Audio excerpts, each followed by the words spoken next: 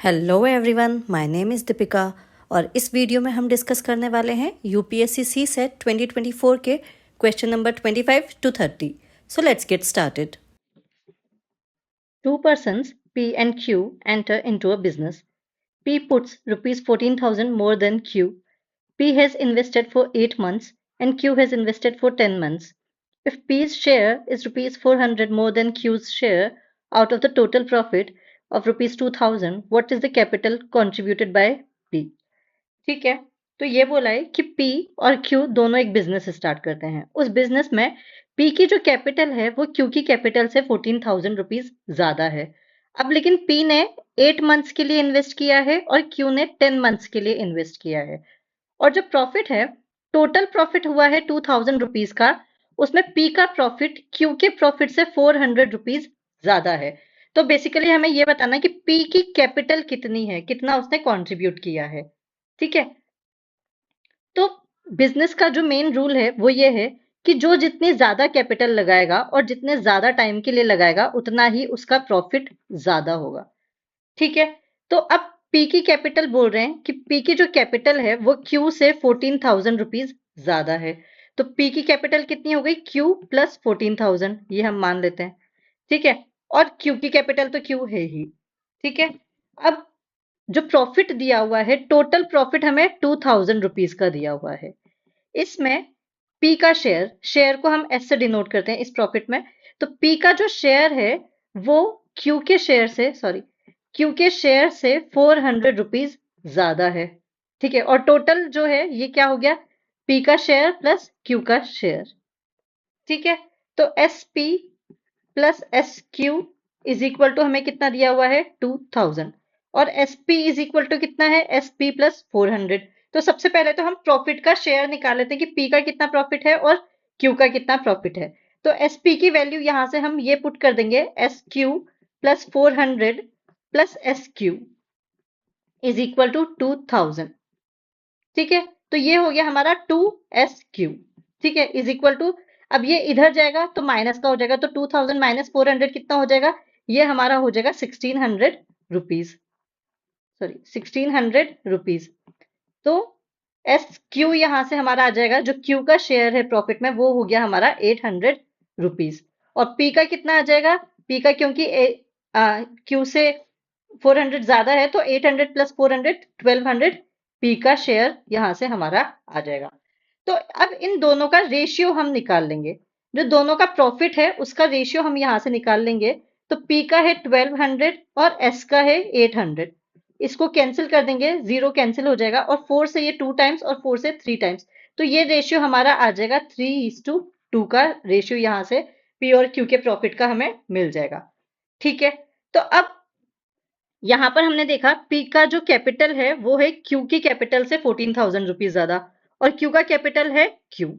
ठीक है, अब पी ने कितने टाइम के लिए इन्वेस्ट किया है? पी ने 8 मंथ्स के लिए इन्वेस्ट किया है और क्यू ने 10 मंथ्स के लिए इन्वेस्ट किया है। तो ये जो कैपिटल इनटू टाइम है, जितना कैपिटल इन्वेस्ट किया है into time, this is proportional to जो प्रॉफिट है वो। ठीक है, जो ये कैपिटल और टाइम है ये जो भी प्रॉफिट होता है उसके प्रपोर्शन में होता है। तो यहां से अगर हम देखेंगे कि क्यू, पी का कैपिटल कितना है? Q plus 14,000। ठीक है, इनटू कितने टाइम के लिए? 8, डिवाइडेड बाय, अब इसको डिवाइड करेंगे, क्यू, क्यू का कैपिटल इनटू कितने टाइम के लिए? 10 मंथ्स के लिए। ये होगा इक्वल टू, ये जो प्रॉफिट का शेयर यहां पर आया है उसके 3/2। तो जो ये प्रॉफिट का शेयर है ये कैपिटल इनटू टाइम के शेयर के बराबर होता है। ठीक है, तो अब यहां से इसको हम सॉल्व कर लेंगे। इसे इधर सॉल्व करते हैं, तो ये हमारा आ जाएगा 8Q प्लस, सॉरी इसे हम कैंसिल कर देते हैं पहले 2 से, ये 4 टाइम्स कैंसिल हो जाएगा और ये 5 टाइम्स कैंसिल हो जाएगा, तो हमारी कैलकुलेशन यहाँ से इजी हो जाएगी। तो ये हमारा आ जाएगा 4Q plus 14,000 into 4, 56,000 is divided by, ये हमारा आ जाएगा 5Q इज इक्वल टू 3/2। ठीक है, अब इसमें क्या करना होता है? क्रॉस, जब इधर से हम इधर लेकर जाएंगे, दूसरे साइड पर लेकर जाते हैं तो क्रॉस मल्टीप्लाई कर देते हैं। तो ये हो जाएगा हमारा 2 इंटू 4Q प्लस 56,000। तो ये हमारा आ जाएगा 8Q प्लस 56,000 इंटू 2 कितना हो जाएगा 112,000 is equal to 5 into 3 15Q। अब ये 8Q को इस तरफ ले जाएंगे तो ये हमारा आ जाएगा, यहाँ पे कर देते हैं, ये हमारा आ जाएगा 7Q इज इक्वल टू 112,000। तो यहां से Q की वैल्यू अगर हम निकालेंगे तो यहां से Q की वैल्यू हमें मिल जाएगी 16,000। ठीक है, इसे सॉल्व करेंगे जब Q is equal to 112,000 divided by 7 तो ये हमारी आ जाएगी 16,000। अब P की जो वैल्यू है वो कितनी है, P की कैपिटल Q से 14,000 ज्यादा है, तो 16,000 प्लस 14,000 करेंगे तो कितना हो जाएगा 30,000। तो आंसर क्या आएगा यहाँ से हमारा, ए, P ने 30,000 रुपीज इन्वेस्ट किए हैं, ए आंसर यहाँ से आ जाएगा।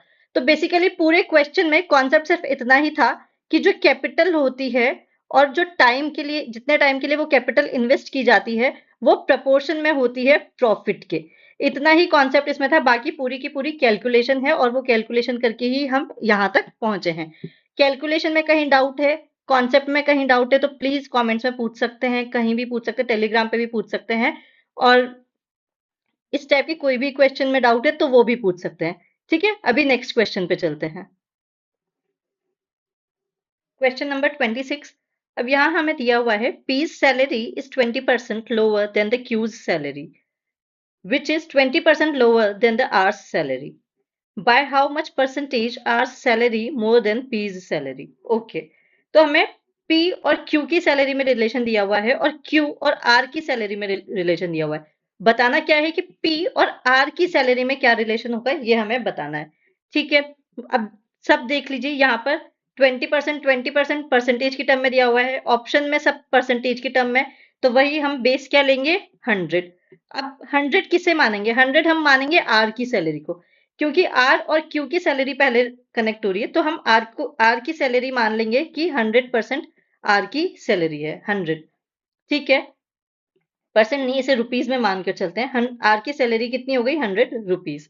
तो Q की सैलरी कितनी हो जाएगी, Q की सैलरी है R से 20% लेस, तो कितनी हो जाएगी ये 80 रुपीज Q की सैलरी। अब P की सैलरी है Q से भी 80%, Q से 20% लेस, तो Q का 80% ही P की सैलरी हो जाएगी। तो जब Q का 80% हम निकालेंगे तो ये 80 इंटू 80% को हम हमेशा 100 से डिवाइड करते हैं, तो 80 डिवाइडेड बाय 100। अब ये हम यहां से सॉल्व करेंगे तो ये हमारा आ जाएगा 64। तो P की सैलरी कितनी आ गई हमारे पास 64 रुपीज। अब हमें R और P में रिलेशन पूछा है, तो कितनी है, तो इन दोनों का पहले डिफरेंस निकालेंगे, तो R minus P divided by P into 100, ये हमारा आंसर होगा। तो ये हमारा हो जाएगा, जब R माइनस P करेंगे हम तो ये होगा 36 डिवाइडेड बाय P कितना है 64 मल्टीप्लाइड बाय 100। तो जब हम इसे करेंगे तो ये हमारा आ जाएगा 56.25%। तो आंसर क्या होगा यहाँ से बी इसका आंसर होगा। ठीक है, 27th क्वेश्चन, ये भी इजी ही है, उसी टाइप का क्वेश्चन है, तो इसे भी देखते हैं। A number is mistakenly divided by 4 instead of multiplying by 4. What is the percentage change in the result due to this mistake? ठीक है, तो कोई भी नंबर है उसमें उसे हमने मल्टीप्लाई करना था 4 से, लेकिन मल्टीप्लीकेशन की जगह क्या कर दिया हमने डिवाइड कर दिया है। ठीक है, तो मान लेते हैं वो नंबर 100 है, क्योंकि सारे ऑप्शंस परसेंटेज की टर्म में दिए हुए हैं, तो वो नंबर 100 है। अब 100 को हमें 4 से मल्टीप्लाई करना था, तो कितना होता 400, लेकिन कर क्या दिया डिवाइड कर दिया, तो 100 डिवाइडेड बाय 4 कितना हो गया 25 हो गया। तो ये बोल रहा है कि जो रिजल्ट है उसमें कितना चेंज आया, तो रिजल्ट में चेंज के लिए क्या करेंगे 400 माइनस 25 डिवाइडेड बाय 400 इनटू 100।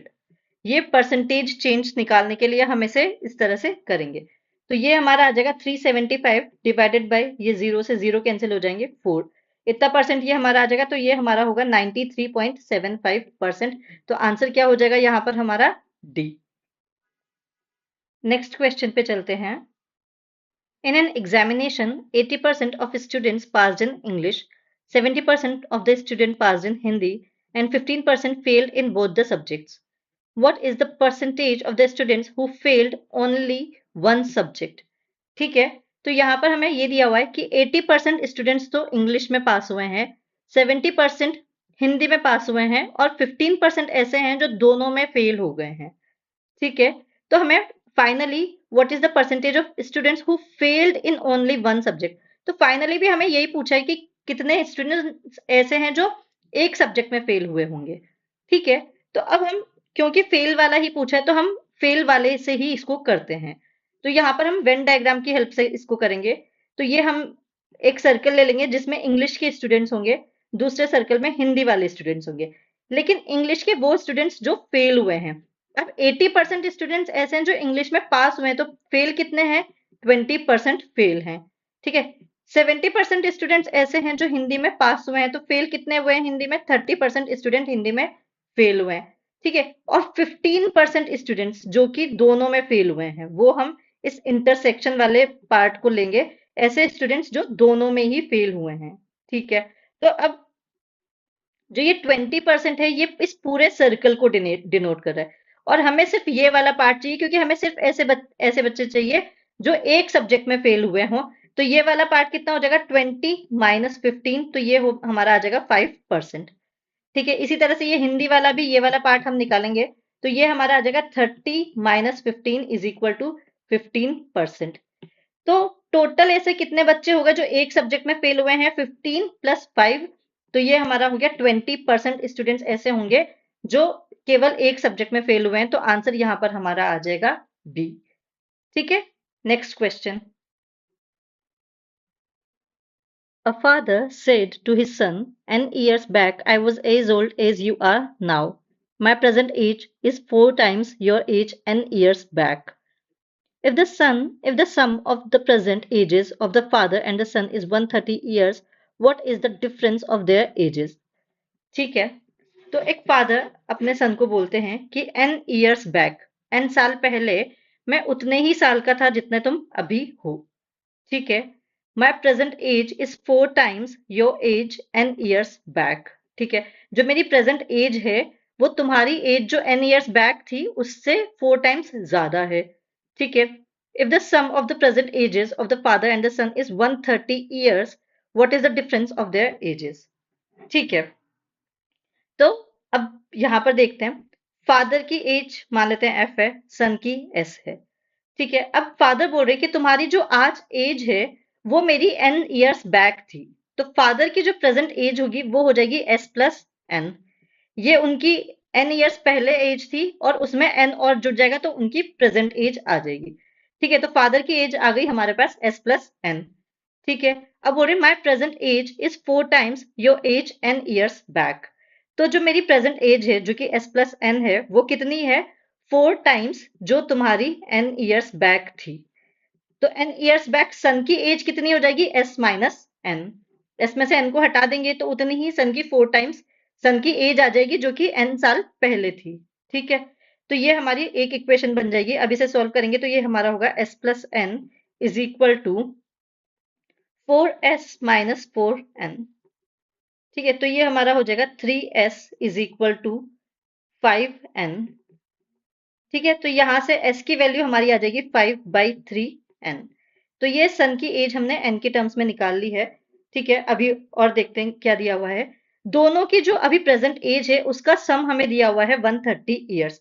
तो प्रेजेंट एज फादर की कितनी है? s प्लस एन, और सन की तो s है ही, ये हमें दिया हुआ है 130 ईयर्स। ठीक है, तो ये हो गया 2s plus N is equal to 130। अब s की वैल्यू यहां से हम पुट कर देंगे तो ये हो जाएगी 2 into 5/3n plus n is equal to 130। ठीक है, इसे सॉल्व करेंगे तो क्या हो जाएगा? 10 प्लस एलसीएम लेंगे हम यहाँ पर, तो एलसीएम के बाद ये हमारा हो जाएगा यहाँ पर 3 इंटू 3। ठीक है, 3 से दोनों को मल्टीप्लाई कर देंगे, तो बेसिकली हमें क्या करना है? दोनों पोर्शन में डिनोमिनेटर सेम करना है, इसलिए हमने इस वाले ये वाला जो पार्ट है इसे भी 3 से मल्टीप्लाई और डिवाइड कर दिया। तो नंबर सेम ही है, बस डिनोमिनेटर में हमें 3 मिल गया है, तो कैलकुलेशन इजी हो जाएगी। ठीक है, तो अब ये कितना हो गया? 10n plus 3n, 13n divided by 3 is equal to 130। अब ये 10 टाइम्स कैंसिल हो गया यहाँ से, तो n इज इक्वल टू क्या आ गया यहाँ से हमारा? 30। 3 इधर जाके मल्टीप्लाई होगा तो n कितना हो जाएगा यहाँ से हमारा?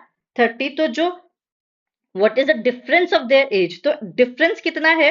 डिफरेंस है f माइनस एस, तो कितना है ये यहाँ से f माइनस एस है n, जो कि क्या आया हमारा 30। तो आंसर क्या हो जाएगा यहाँ पर a 30 ईयर्स। नेक्स्ट क्वेश्चन पे चलते हैं। Consider the following statements. 1000 liters is equal to 1 meter cube, 1 metric ton is equal to 1000 kg, and 1 hectare is equal to 10,000 meter square. Which of the above are correct? तो basically तीनों units हैं, तो इन्हें वैसे ही याद रखना पड़ेगा, facts हैं ये, इनमें कोई कैलकुलेशन नहीं है, कुछ नहीं है, ये याद ही करना पड़ेगा। 1 cubic metre is equal to 1000 litres होता है। इस टाइप के क्वेश्चन पहले भी यूपीएससी ने पूछे हैं, तो इन्हें याद कर लें तो ही ज्यादा अच्छा होता है।